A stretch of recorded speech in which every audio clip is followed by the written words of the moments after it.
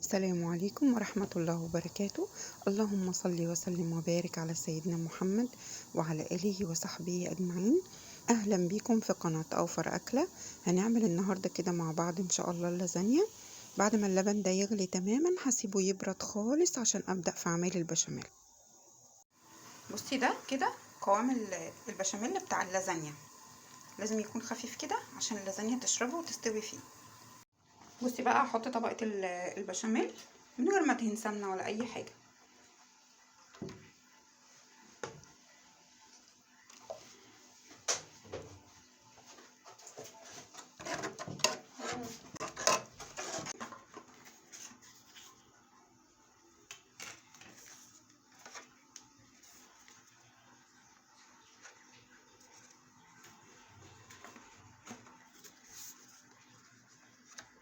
اللحمة المفرومة دي بصل، وطبعا نزلت عليه باللحمة عادي، وبعد كده نزلت بجزر، وبعد كده طماطم مبشورة، الجزر مبشور برضو، والتوابل بقى اللي انا عايزاها وخلاص. وعصقت اللحمة التعصيقة العادية يعني، بس زودتها شوية مية عشان برضو تبقى جوسي كده وتسقي من اللازانيا مية من بتاعة اللحمة المفرومة.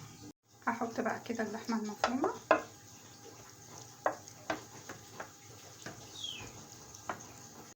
كده، هرص تاني طبقة لازانيا اهي، وهفضل احط بقى طبقات بشاميل وطبقات لازانيا وطبقات لحمه مفرومه لغايه ما تخلص معايا.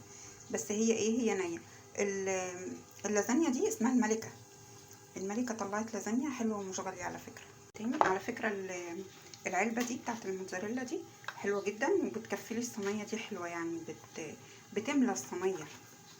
فهي يعني ب25 جنيه العلبه، بس بتكفي يعني كانها كيسين مكرونه بالظبط.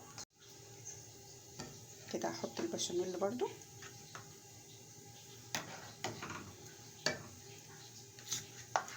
وبعد كده هحط برضو لحمتين، وهفضل بقى اكمل كده طبقات. هي تقريبا بتبقى 4 طبقات. بصي اخر حاجه جم معايا 3 وحدات بس، ما كملوش 4 كده زي كل مره، فاحطهم كده هما 3 وانزل عليهم بقى بقيه البشاميل واسيبها بقى في التلاجة. بصي انا كده اهي طلعتها من التلاجة. ده كده تاني يوم هحط عليها الموتزاريلا وهدخلها بقى الفرن. حلوه قوي الحركه دي، بتنفع جدا في رمضان اما يكون كمان خصوصا ولادي جايين او عندي عزومه او كده. بحب اعمل اللازانيا واسيبها في التلاجة، تاني يوم بس اطلعها احطها على طول في الفرن. بصي كده حطيت خلاص الموتزاريلا اهو، هدخلها بقى ايه على الفرن. بصي هي كده اهي بعد ما خرجت من الفرن، هقطعها بقى وهوريها لك من جوه هي عامله ازاي. بصي بقى كده هي بتتقطع ازاي.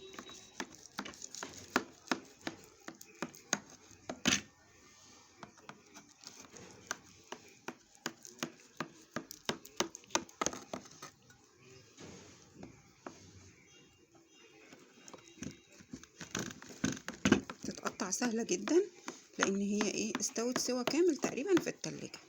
بصي كده بقى بتتقطع بسهوله ازاي. بصي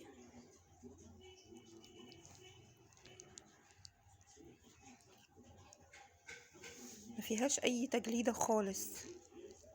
بصي جربوا كده انكم تبيتوها في التلاجة، والف هنا.